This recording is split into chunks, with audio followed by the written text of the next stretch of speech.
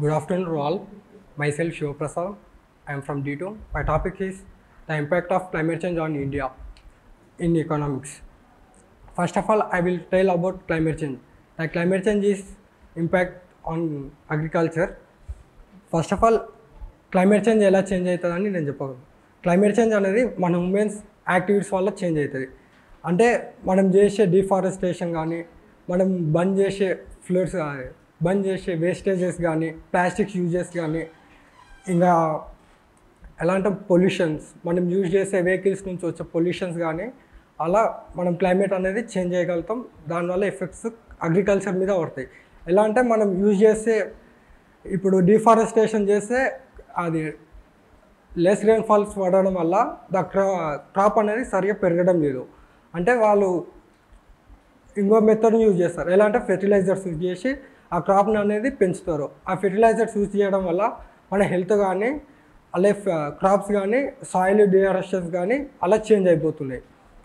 అలా చేయడం వల్ల ద ఎకనామిక్స్ అనేది పడిపోదు. అది రోజు రోజుకి అగ్రికల్చర్ అనేది తక్కువలో వెళ్ళిపోతుంది. ఎలా అంటే మన అగ్రికల్చర్ లెస్ కావడం వల్ల ద ఎకనామీ కూడా మనకి జీడిపి గ్రోత్ కూడా తక్కువ అయిపోతుంది రాబోయే రోజుల్లో. ఇంకా నెక్స్ట్ వచ్చేసి హెల్త్.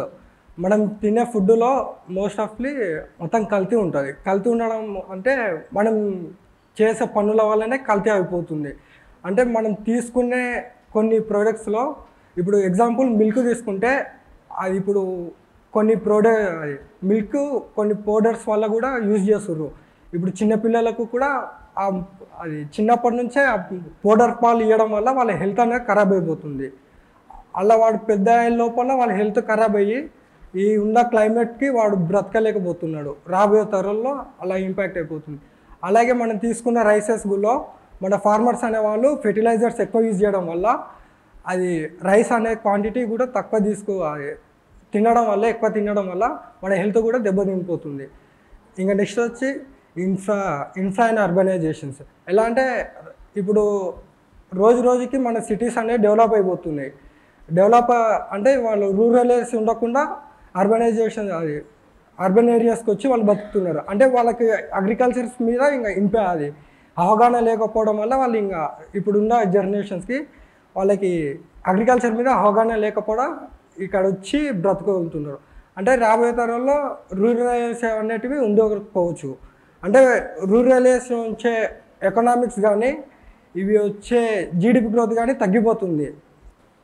అలా ఎకనామిక్స్ ఇంపాక్ట్ అవుతుంది. ఇంకా నెక్స్ట్ వచ్చేసి వాటర్ రిసోర్స్. వాటర్ రిసోర్స్ ఎలా అంటే ఇప్పుడు ఇండస్ట్రీస్ నుంచి వచ్చే హార్మ్ఫుల్ కెమికల్స్ డైరెక్ట్గా లేక్లోకి కన్వర్ట్ చేస్తున్నారు. ఇంకా మనం ఎగ్జాంపుల్ తీసుకుంటే ఇప్పుడు మూసీ రివర్ కూడా ఉంది. ఇంకా నెక్స్ట్ ఆ వాటర్లో ఉండే ఫిషెస్ కానీ, మనం ఆ వాటర్ని యూజ్ చేసే అగ్రికల్చర్స్ కానీ, ఇంకా మనం అదే వాటర్ని ఎక్కువ యూజ్ చేస్తున్నాం. అట్లా యూజ్ చేయడం వల్ల మన హెల్త్ దెబ్బతిని అది వచ్చే ఎఫెక్ట్స్ చాలా ఉంటాయి. ఇంకొకటి ఆ వాటర్స్ తక్కువ అయిపోతున్నాయి లేక్స్లో, రివర్స్లో కానీ. అట్లా దాంట్లో తక్కువ అయిపోతే మనం కరెంట్ అనేది సప్లై చేయలేకపోతాం హైడ్రో పవర్ది. అలా ఇంపాక్ట్ అయిపోతుంది.